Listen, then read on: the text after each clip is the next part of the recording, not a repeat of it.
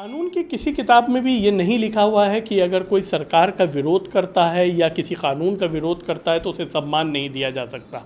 लेकिन अगर एक महिला घंटाघर के ऊपर जाती है, नागरिकता संशोधन कानून का विरोध करती है और उसके बाद उसे सम्मान मिलता है तो भारतीय जनता पार्टी के नेता उसका विरोध करते हैं। हमारे साथ सैयद उज़्मा परवीन है जो बहुत मुखर तरीके से लखनऊ में घंटाघर के ऊपर नागरिकता संशोधन कानून का विरोध कर रही थी और अब उन्हें जब सैनिटाइजेशन के लिए कोरोना पीरियड में एक सम्मान मिला है तो भारतीय जनता पार्टी के नेता उसका विरोध कर रहे हैं। हम उनसे जानना चाहेंगे कि ये सीएए के प्रोटेस्ट से लेकर कोरोना तक का उनका सफ़र कैसा रहा। उज़्मा जी, स्वागत है आपका।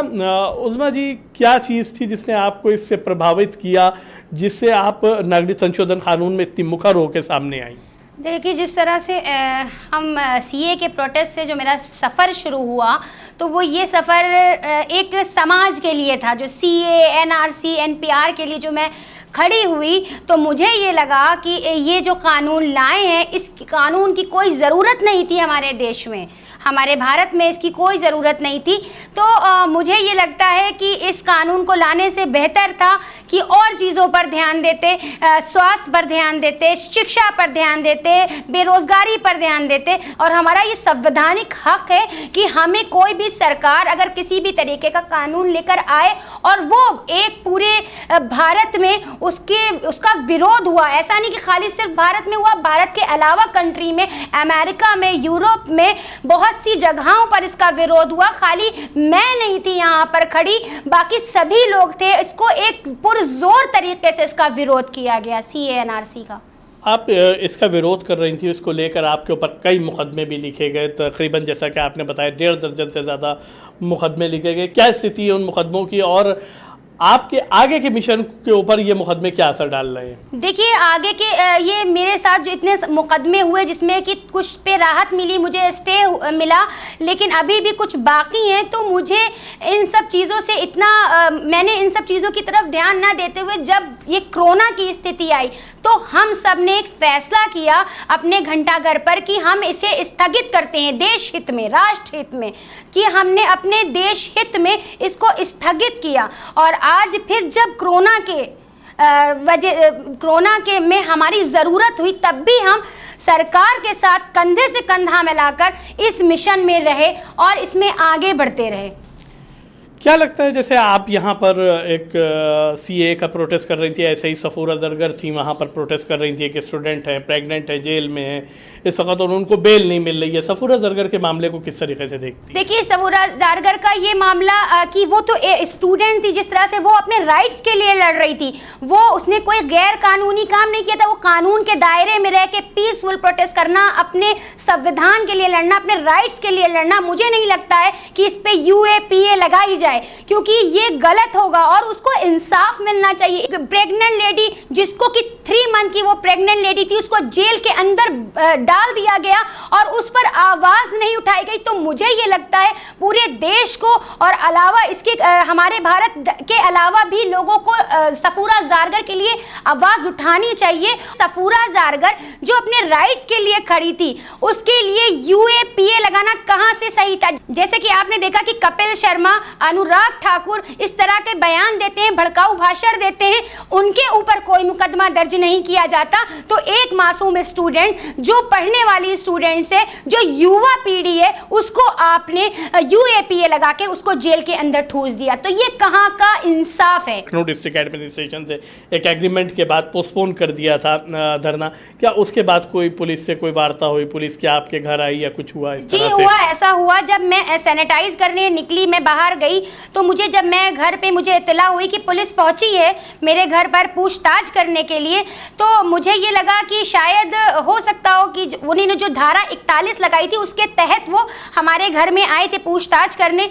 तो मुझे ये लगा कि कहीं ऐसा ना हो कि वो मुझसे क्या चाह रहे हैं। तो घर पर जब मैं पहुंची तो उन्होंने बोला कि धमकी दे कर गए हैं, बोल कर गए हैं कि उज़्मा परवीन से कहो कि वो आके हाजिर हो। जबकि मैं अपने समाज का कार्य कर रही हूँ और जो मैं सैनिटाइज कर रही हूँ, तो ये मुझे लगता है कि हर नागरिक को ये काम करना चाहिए और इन्फेक्शन जिस तरह से फैल रहा है जगह जगह पर, तो मुझे लगा कि मुझे एक योगदान करना चाहिए सबके साथ मिलकर। जिस तरह से मैं एक्टिव रही CAA, NRC और NPR को लेकर, तो मुझे ये लगा कि कोरोना की जो जंग है उसको भी लड़ा जाए अपने देश हित में, अपने राष्ट्र हित में, अपने भारत के लिए एक अच्छा कदम, महत्वपूर्ण कदम बढ़ाना चाहिए। आज आपको जो सम्मान दिया गया है लखनऊ नगर निगम की तरफ से, उसका जो विरोध हो रहा है उसके पीछे वजह ये है कि आप CAA का विरोध कर रही थी। जी, इसकी वजह यही है, जब उन्होंने लिखा इस बात की कि ये वही महिला है जो CAA NRC में प्रोटेस्ट कर रही थी, सैयद उस्मा परवीन, तो मुझे ये लगा, मुझे इस बात का कोई अफसोस नहीं है कि उन्होंने सम्मान वापस लेने को बोला, लेकिन मुझे ये लगा कि मेरी वजह से विवाद हो और किसी अधिकारी की नौकरी पर आ बने, तो मुझे ये लगा कि मुझे इस सम्मान को बड़े आदर के साथ वापस कर देना चाहिए। तो मैंने वही काम किया। मेरा काम तोड़ने का नहीं है किसी को, मेरा काम जोड़ने का है, तो मैं जोड़ने का काम करती हूँ, तोड़ने का काम नहीं करती हूँ। तो मुझे ये लगा मुझे आदर के साथ, बहुत आदर के साथ इस सम्मान को वापस करना चाहिए। आपको ये किस तरीके से पता चला कि आपके इसका विरोध हो रहा है? क्या भारतीय जनता पार्टी के नेताओं की तरफ से कि आपको सम्मान दिया गया है और आपने इस सम्मान को वापस कर दिया या वापस करने की कोई पेशकश की हो? जी, मैंने लिखित में अपने सम्मान को वापस करने की पेशकश की, और पहली बात तो ये मुझे सोशल मीडिया के जरिए से पता चला कि ये लेटर लिखा गया है मेरे लिए कि ये वो महिला है जो CAA NRC में थी, ये हकदार नहीं है इस सम्मान की। तो मुझे ये लगता है कि मुझे किसी सम्मान और अपमान की ज़रूरत नहीं, क्योंकि मैं अपने देश के लिए खड़ी थी, CAA NRC में भी अपने देश के हित में खड़ी थी, और आज जो कोरोना की जंग को मैं लड़ रही हूँ वो भी मैं अपने देश के हित में लड़ रही हूँ। और मुझे हर उस गरीब, हर उस मजदूर, हर उस बेबस और लाचार की आवाज़ हम सब बने, क्योंकि जो जुल्म किया जा रहा है, सियासत की आड़ में जो जुल्म हो रहा है मजलूमों पर, मजदूरों पर, उसके खिलाफ आवाज़ उठाई जाए। मुझे ये लगता है कि अगर सरकार को NRC लाने में 130 करोड़ लोगों का कागज वो खंगाल सकती है, तो वो स्वास्थ्य के नाम पर टेस्टिंग क्यों नहीं कर सकती है 130 करोड़ लोगों की? मुझे इसका जवाब सरकार से चाहिए, चाहे वो कोई भी सरकार हो। हम हर उस सरकार के खिलाफ आवाज उठाते रहेंगे जब वो मजलूमों के साथ, मजदूरों के साथ जुल्म करेगी, तब तक हम इसके खिलाफ आवाज उठाते रहेंगे। ये थी उस्मा परवीन, जिनका कहना था कि जिस तरीके से इन्हीं ने नागरिकता संशोधन कानून के विरुद्ध में लड़ाई लड़ी है, इसी तरह भी ये कोरोना के ख़िलाफ़ लड़ाई लड़ रही हैं। और इसके अलावा इनका ये कहना है, बड़ा सवाल ये है कि भारत सरकार जब 130 करोड़ लोगों के कागज़ चेक कर सकती है CAA के नाम पे, NPR के नाम पे, तो उसके पास ये कैपेसिटी भी होना चाहिए है, इतनी ताकत भी होना चाहिए कि वह 130 लोगों का कोरोना टेस्ट करा सके। उस्मा जी, बात करने के लिए बहुत बहुत शुक्रिया।